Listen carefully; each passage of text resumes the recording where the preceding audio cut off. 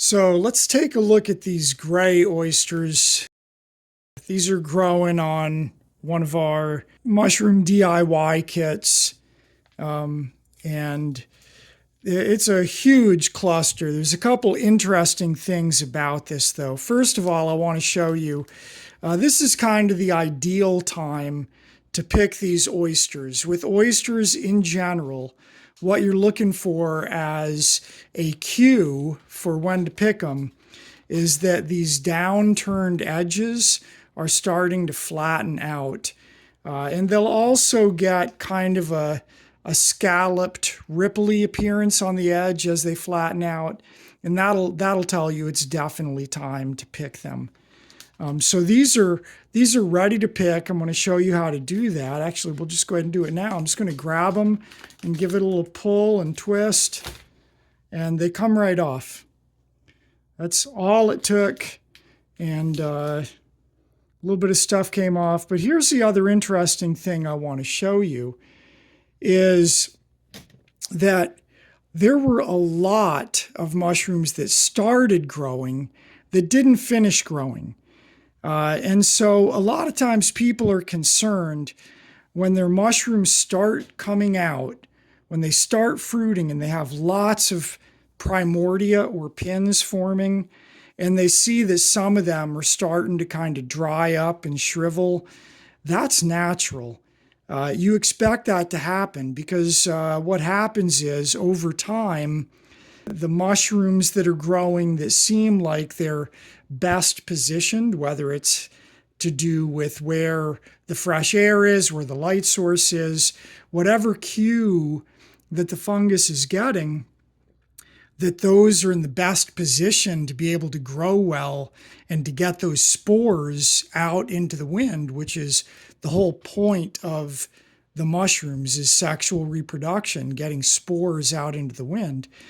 As soon as it can see which ones are best suited to successfully do that, it's going to put its energy into them, and you'll end up with really just a fraction of the number of pins that started out that actually develop into mature mushrooms. So let's take a look at what's actually happening with this DIY Grow at Home kit. You can see here, starting out, we're about 14 days after inoculation, and it's ready to fruit. We can see bumps under that tape. So pulled the tape off, and it's starting to push its way out. You can see within about a day, it's starting to generate those pins, those primordia. Those are the baby developing mushrooms. But over time, as they get bigger and bigger, you can see that some of them are starting to get bigger. They're thriving. And as they thrive, some of the others sort of shrivel up and die back as the fungus puts as much energy as possible into the ones that are growing the best. And eventually, those are the ones that are going to get big, they're going to mature, and they're going to end up producing the spores that are the whole point of producing these mushrooms in the first place.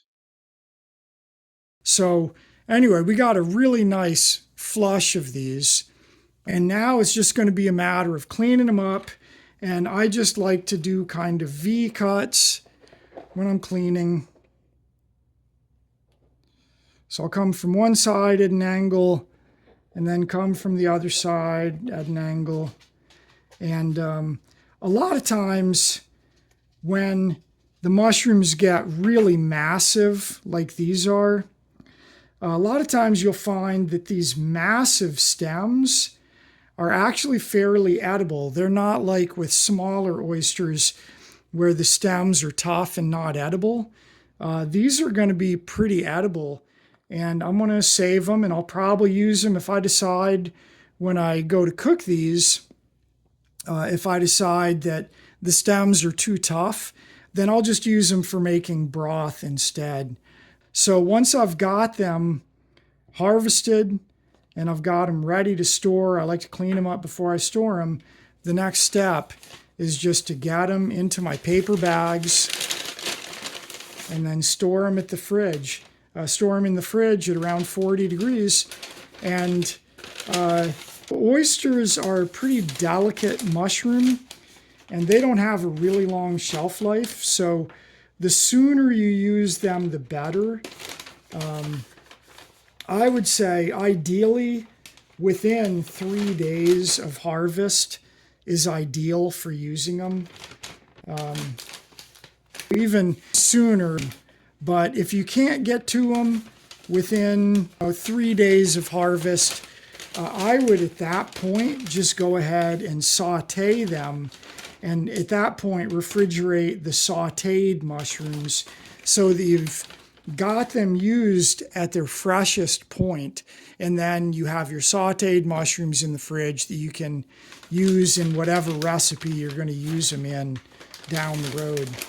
But those are ready to go in the fridge. This DIY mushroom kit is ready to get micropore tape back on it. That was the first flush.